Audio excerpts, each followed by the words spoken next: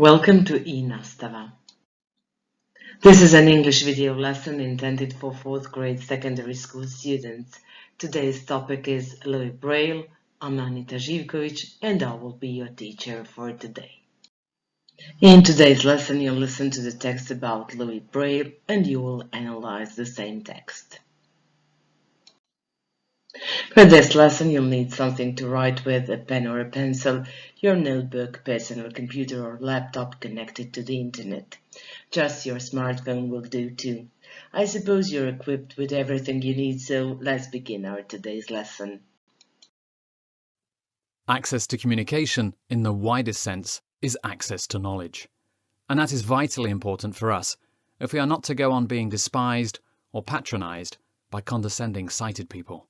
We do not need pity, nor do we need to be reminded we are vulnerable. We must be treated as equals, and communication is the way this can be brought about. These impressive words you have just heard are words of Louise Braille, and his remarkable life story and achievement are going to be the topic of today's lesson. But do you know who Louise Braille was? What makes him so important? What is his achievement and whose lives has it changed? Let's find out. If you've had your eyes or fingers open, you may have noticed elevated dots on pharmaceutical packaging or on left buttons in newly built buildings. Have you ever wondered what is behind those raised dots and what they are for? Those raised dots are the final chapter of a 200-year-old story of determination, intelligence, and persistence. They represent the letters of the print alphabet, which is called Braille, writing system for the blind and visually impaired people. In today's lesson, you'll get a chance to hear about one of the most fascinating life stories and one of the most important inventions which brought literacy to the blind people worldwide. But before you watch the video about Braille, let's do a vocabulary task. There are 14 words on the left-hand side, and your task is to match them with the definitions on the right-hand side. Stop the video now and do the task. We'll check it together. See you in a couple of minutes. So let's check the pairs now. Dilapidated, old and in poor condition, precocious, showing unusually early mental development, reluctant, not willing to do something, denomination, the face value of a banknote, coin or postage stamp, inquisitive, wanting to discover as much as you can about things, succumb, to die or suffer badly from an illness, decipher, succeed in understanding or identifying, renowned, famous for something, ravage, to cause great damage to something, embossed, having a design that stands up slightly from the surface,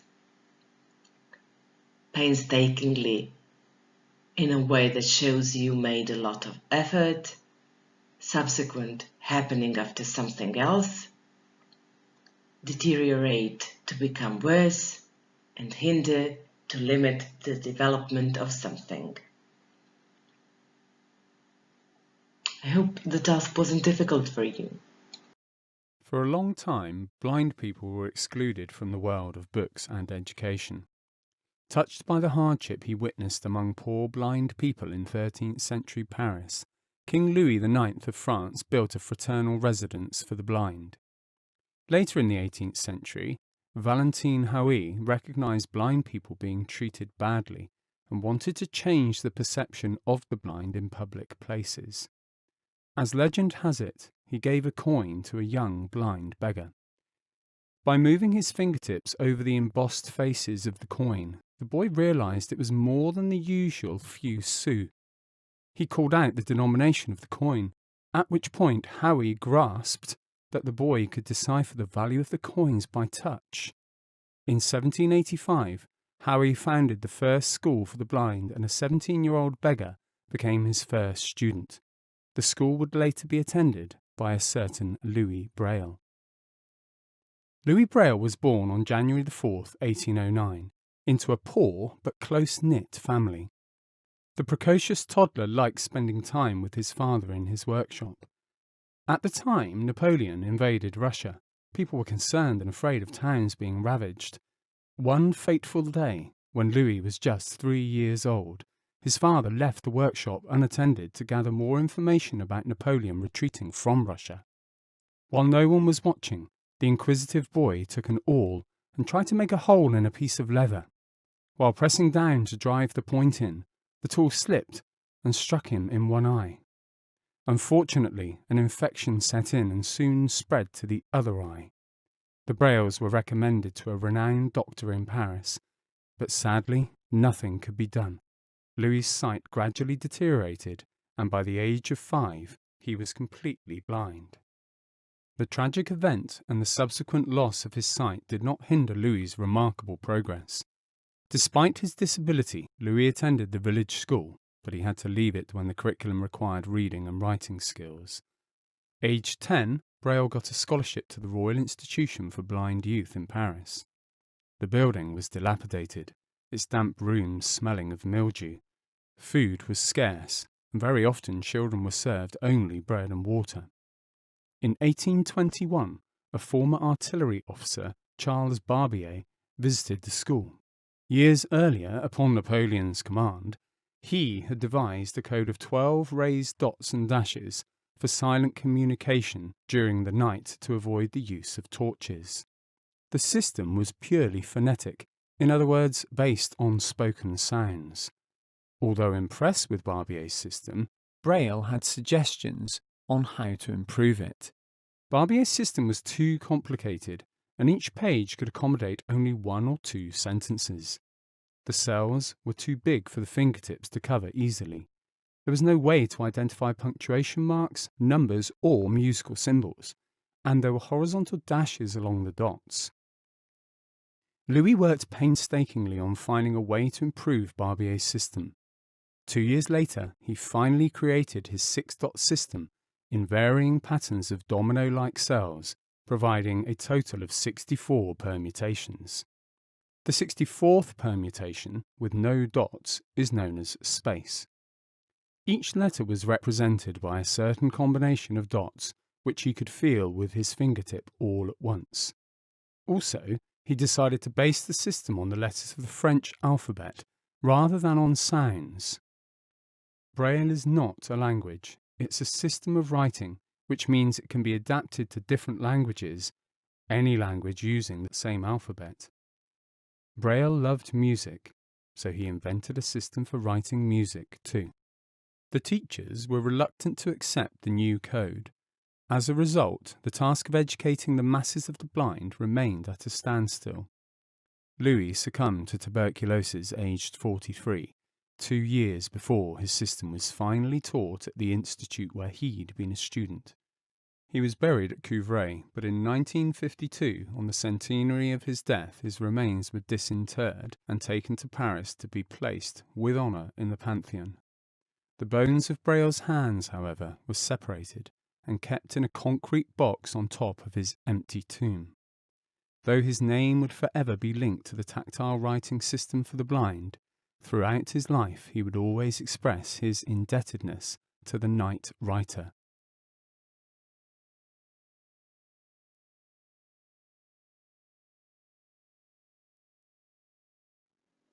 A truly remarkable and unbelievable story, isn't it?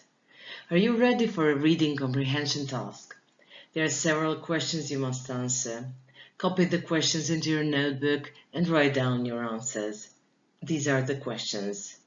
When did the era of literacy for the blind start? How did Howie realize the blind boy was able to read the coin by touch? Was Louis Braille attached to his father? What was Louis like as a child? How did he lose sight in both eyes? What are the differences between Barbier's and Braille's system? Where was he buried? And who is the night writer? And here are the answers. When did the era of literacy for the blind start? It started in the 18th century when Valentine Howe founded the first school for the blind. How did Howe realize the blind boy was able to read the coin by touch? Given the coin, the blind boy immediately called out its denomination. Was Louise Braille attached to his father? He was very attached to his father. He grew up in a close-knit family. He liked spending time with his father in his workshop. What was Louis like as a child? He was curious and very intelligent. He showed mental development much earlier than usual. How did he lose sight in both eyes? He accidentally impaled his eye with an awl he took in his father's workshop. The infection set in and spread to the other eye. Nothing could be done, and by the age of 5 he was completely blind. So what are the differences between Barbier's and Braille's system? Barbier's system was based on a raised 12-dot cell, while Braille's system was based on a raised 6-dot cell. Barbier's system consisted of dots and dashes. Braille's system consisted only of dots. Barbier's cells were too big to be felt with the fingertip all at once. Braille's cells could be felt with the fingertip all at once. Barbier's system was based on spoken sounds, while Braille's system was based on the alphabet. Barbier's system didn't include punctuation signs, numbers, or musical signs, while Braille's system included punctuation signs, numbers, and musical signs. Where was he buried? He was buried in Paris in the Pantheon. He had been buried in Couvray, but his remains were disinterred and taken to Paris on the centenary of his death. Who is the night writer? Charles Barbier is the night writer because he invented the system for silent communication without using a light at night. What you can see on the screen is the Braille alphabet for the sighted people. The dots aren't raised, but you can see how they're arranged in the Braille style, not only for each letter of the alphabet, but for numbers and punctuation signs too. When no dots are used, it's an empty cell. You'll need this chart for your last task. Here is a short text in which some words are written in the Braille alphabet. Use the chart shown on the previous slide to decode the words and pay attention to punctuation signs. There is a capital letter too. And here is the answer key, the life of Louise Braille. Louis Braille was born in France in 1809. The son of a harness maker, he was blinded by accident when he was 3. When he was 10, he earned a place at a special school for blind children in Paris. There, he developed a raised dot code that enabled blind people to read and write. He died in 1852. So we've come to the end of today's lesson. Before we finish it, please fill out this exit ticket. I'd like you to write down 3 things you learned today, 2 things you found interesting, and 1 question you still have. At the end of this lesson, I hope you've achieved all the outcomes. I'm sure you are able to use new words in context, and you can tell the difference between the adjectives precocious and inquisitive. But I have to admit that wasn't my ultimate goal. Above all, I really hope you'll click the red X button in the top right-hand corner, realizing 2 things. The first thing is that we are all different, and the beauty of the world lies in the diversity and its acceptance, because different means diverse, not worse. And the key takeaway is that no matter what happens, when you give it all you've got, nothing is impossible. Stay safe and see you.